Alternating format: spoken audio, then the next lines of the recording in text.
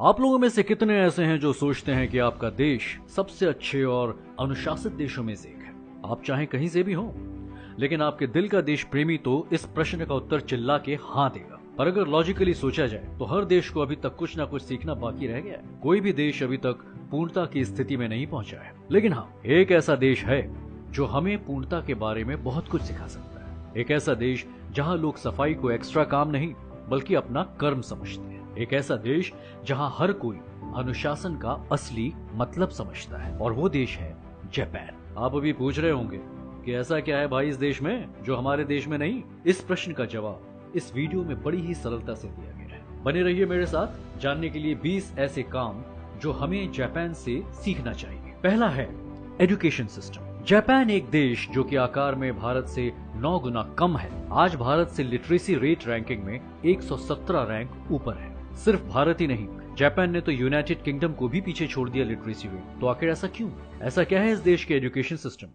ऐसा इसलिए है क्योंकि जापान में बच्चों को पढ़ाई से पहले शिष्टाचार सिखाया जाता है। पढ़ाई के पहले 3 साल कोई एग्जाम्स नहीं होते, बल्कि उन 3 सालों में बच्चों को शिष्टाचार और अनुशासन का महत्व समझाया जाता है। जापान में स्कूल की अटेंडेंस ऑलमोस्ट 99% है। सोचिए, हर स्कूल में 99%। दूसरी सीखने वाली बात है स्वच्छता। जापान के सफाई कर्मचारी हर सुबह एक बहुत ही बड़े धर्म संकट में आते हैं कि क्या साफ करें। वहाँ की सड़कें और गलियां इतने साफ होते हैं कि उन कर्मचारियों को छोटी छोटी दरारों यानी क्रेवाइसेस में से गंदगी ढूंढने निकालनी पड़ती है। यहाँ के स्कूल्स में कोई भी सफाई कर्मचारी नहीं होते और सफाई का सारा काम बच्चों को ही करना पड़ता है। ये काम उनके लिए अनिवार्य है। अगर यहाँ ऐसा होता तो यहाँ के माँ बाप तो स्कूल को ही चलाते थे। तीसरी सीखने वाली बात है बेघर लोगों की संख्या तकरीबन 0 यानी 0। जी हाँ, आप ये अगली बात सुनकर जरूर चौंक उठेंगे। जापान में जहाँ तकरीबन 12 करोड़ लोग रहते हैं, बेघर लोगों की संख्या 0.004% यानी 0.004% है। 2017 के एक सर्वे के अनुसार जापान में 5,534 लोग बेघर हैं। हमें इनकी सरकारी पॉलिसी से बहुत कुछ सीखना है। चौथी सीखने वाली बात है दृढ़ता। जापान में हर साल 2000 से भी ज्यादा भूकंप आते हैं और हर 5 मिनट में लोगों को कहीं ना कहीं भूकंप का झटका लगता ही रहता है। करोड़ का नुकसान हर साल और उसके साथ लाखों की जानें जाती हैं यहाँ पे। पर इसके बावजूद भी यहाँ लोगों में दृढ़ता बनी रहती है, फिर से अपने पैरों पे खड़े होते हैं। यहाँ के बौद्ध यानी बुद्धिस्ट विश्वास के अनुसार जिंदगी हमेशा चलनी ही चाहिए, नो मैटर व्हाट। ये बात काफी ही रेस्पेक्टेबल है कि एक देश जो कि इतनी कठिन समस्याओं से गुजरता है, हर साल अपने पैरों पर फिर से खड़े होने की क्षमता भी रख पाता है।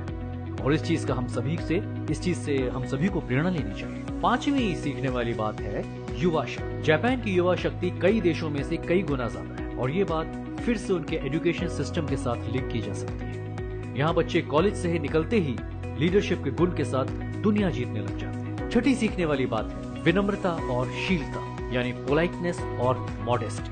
जी हाँ, ये भी एक जापान से सीखने वाली बात है। वहाँ पर हर कोई अपने सामने वाले व्यक्ति के साथ आदर और सम्मान से बात करता है। वहाँ सबको अभिवादन के साथ बुलाया जाता है, जैसे कि सैन, चैन एटसेट्रा एटसेट्रा। वहाँ पब्लिक एटिकेट का भी बहुत ध्यान रखा जाता है। ट्रेन में फोन पे बात करने पे फाइन भरना पड़ता है, चाहे वो कितना भी जरूरी कॉल क्यों ना हो। 7वां सीखने वाला पॉइंट जो है वो है honesty is the best policy. ये लाइन हमने कितनी बार सुनी है, पर इस मुहावरे का असली अर्थ जापानीज से ही हमें सीखना चाहिए। वहाँ हर कोई अपने से पहले दूसरे आदमी का सोचता है, और इसी सोच के साथ आती है ईमानदारी। चाहे वो रोड पे गिरा सिक्का ही क्यों ना हो, वहाँ का हर व्यक्ति पहले उसे पुलिस स्टेशन में जमा करता है और उसके ओनर को ढूंढने की कोशिश भी करता है। 8वीं सीखने वाली बात है समय की समझ।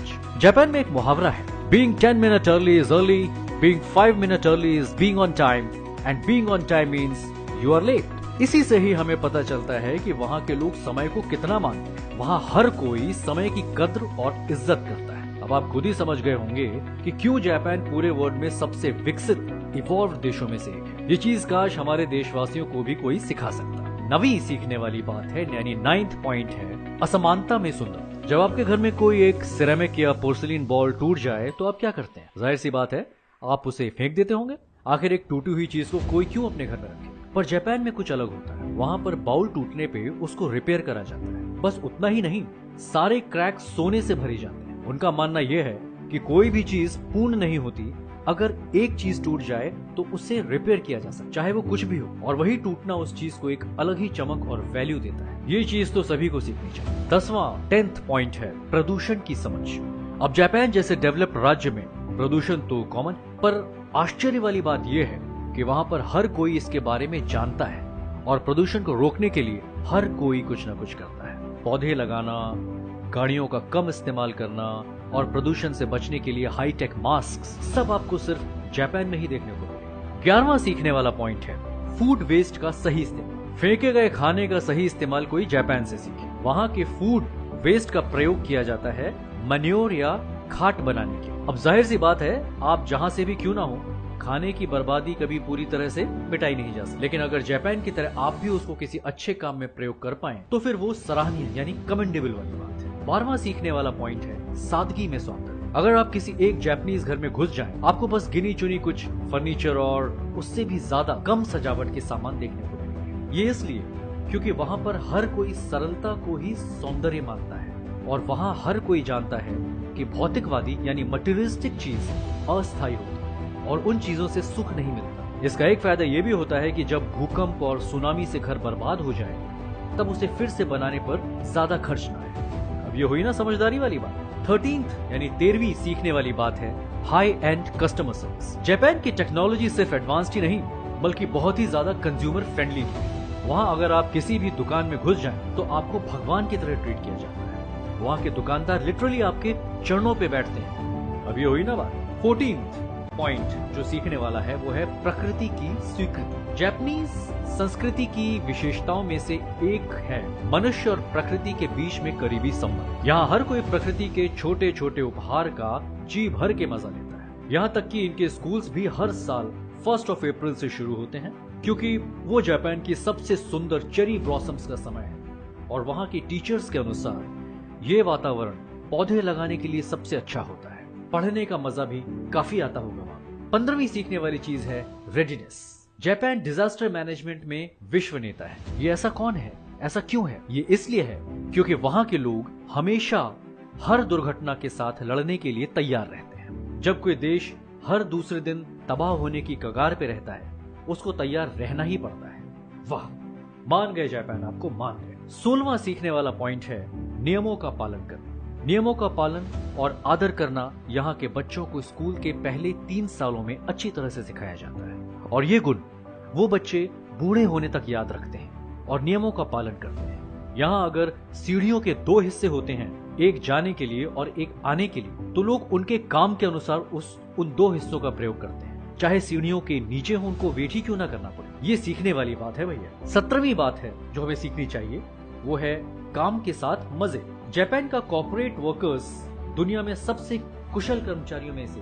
हाँ, ये बात सच है कि वहाँ का स्ट्रेस फैक्टर बहुत ज्यादा रहता है, पर वो लोग भी मजे करना जानते। ऑफिस के बाद हर कोई मिलके रेस्टोरेंट्स में समय बिताते हैं, उनके बॉस भी। उनके मुताबिक इससे काम करने की इच्छा और वर्कर्स के बीच भाईचारा बढ़ता है। 18th यानी 18वां सीखने वाला पॉइंट है चोरी की गुंजाइश शून्य यानी 0। आपको पहले ही पता चल चुका है कि जापान के लोग काफी ईमानदार होते हैं, लेकिन ये अगली बात सुन के आप जरूर चौंक उठेंगे। क्या आपको मालूम है कि जापान के सुपरमार्केट्स में कोई भी दुकानदार नहीं होते? वहाँ की सारे काम वेंडिंग मशीन्स करते हैं। वो मार्केट्स हमेशा खुले रहते हैं क्योंकि सबको मालूम है कि यहाँ पे कोई चीज चोरी होना नामुमकिन है। ये बात सुन के भारतवासियों को काफी दुख हुआ होगा। 19th यानी 19वां सीखने वाला पॉइंट है परिवार के साथ अच्छे समय बिताने का महत्व। क्या आपने कभी न्यू ईयर जापान में मनाया है? न्यू ईयर एक काफी इंपॉर्टेंट त्योहार है वहाँ। अगर आपने जापान में कभी न्यू ईयर नहीं मनाया तो मैं आपको बताता हूँ कि आपको सड़कों पे क्या कोई भी लोग दिखाई नहीं देंगे। क्या आपको पता है क्यों?